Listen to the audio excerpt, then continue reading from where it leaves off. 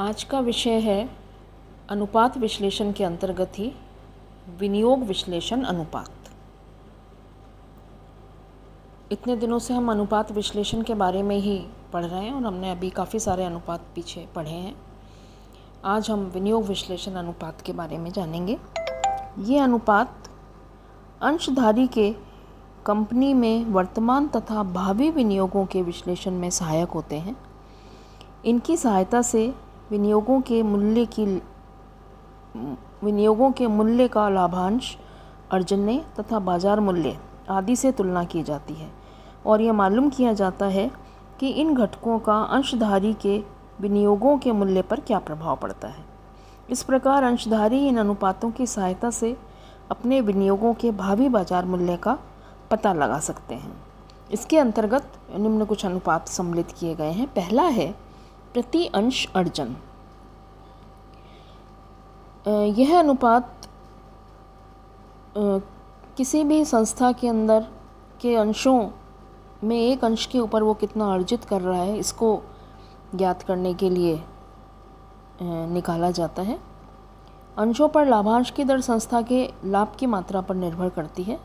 सभी व्यय तथा अधिमान अंशों पर लाभांश का भुगतान करने के पश्चात जो भी शेष लाभ बचता है उस पर समता अंशधारियों का अधिकार होता है।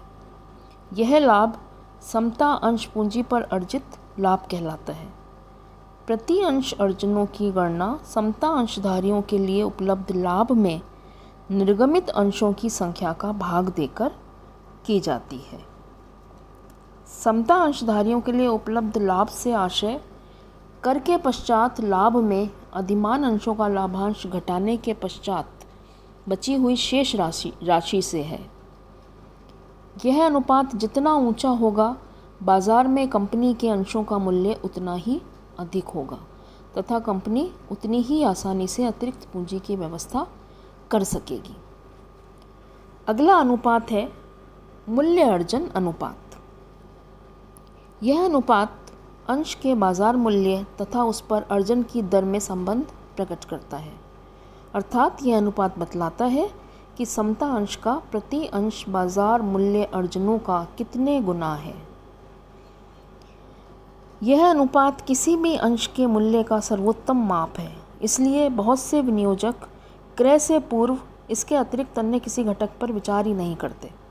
यह अनुपात चालू व्यवसाय के अंशों के मूल्यांकन की विधि है। ऊंचा मूल्य अर्जन अनुपात अंशों के अति मूल्यांकन का तथा नीचा अनुपात न्यून मूल्यांकन का प्रतीक माना जाता है। अगला अनुपात है प्रति अंश लाभांश।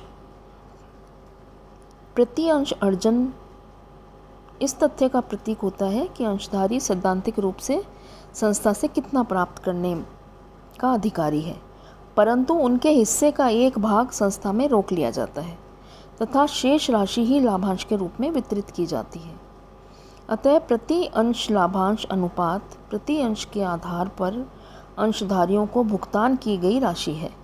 यदि कुल वितरित लाभांश में अंशों की कुल संख्या का भाग दे दिया जाए तो यह प्रति अंश लाभांश कहलाता है।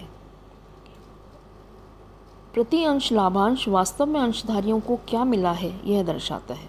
अतः अधिक आय चाहने वाला विनियोजक ऊंचे प्रति अंश लाभांश वाली कंपनी के अंशों में धन विनियोग करना पसंद करता है। अगला अनुपात है लाभांश भुगतान अनुपात। लाभांश भुगतान अनुपात यह जानने के लिए निकाला जाता है कि प्रबंधक कर पश्चात शुद्ध लाभ का कितना भाग नकद लाभांश में वितरित करते हैं तथा कितना भाग व्यवसाय में रोकी गई आय के रूप में रखते हैं।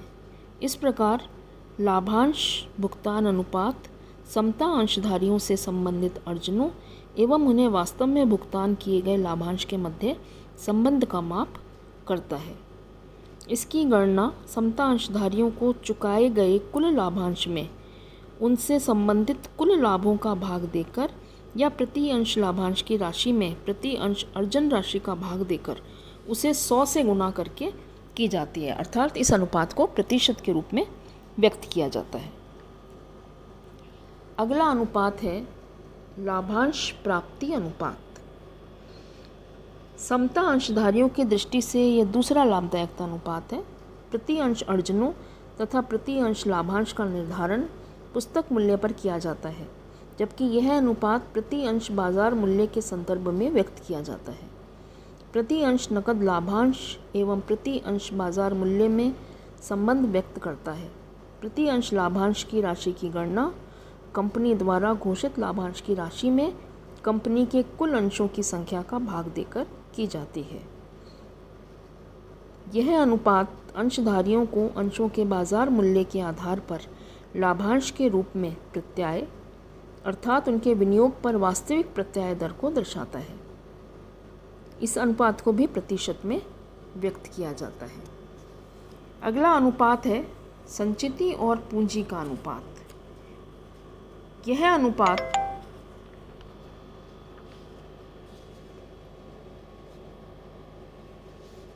यह अनुपात एक कंपनी की लाभ वितरण नीति को स्पष्ट करता है। इस अनुपात की गणना संचिति की राशि में समता अंश पूंजी का भाग देकर की जाती है। यह अनुपात जितना ऊंचा होता है, संस्था की वित्तीय स्थिति उतनी ही सुदृढ़ मानी जाती है तथा संस्था भविष्य में होने वाली हानियों को आसानी से वहन कर सकती है।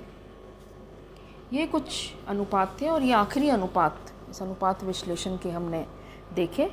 ये इसके कुछ इन अनुपातों के जो हमने अभी पहले वर्णित किए, इनके फार्मूले हैं या सूत्र हैं और इन सूत्रों के आधार पर इन अनुपातों की गणना हम आसानी से कर सकते हैं। धन्यवाद।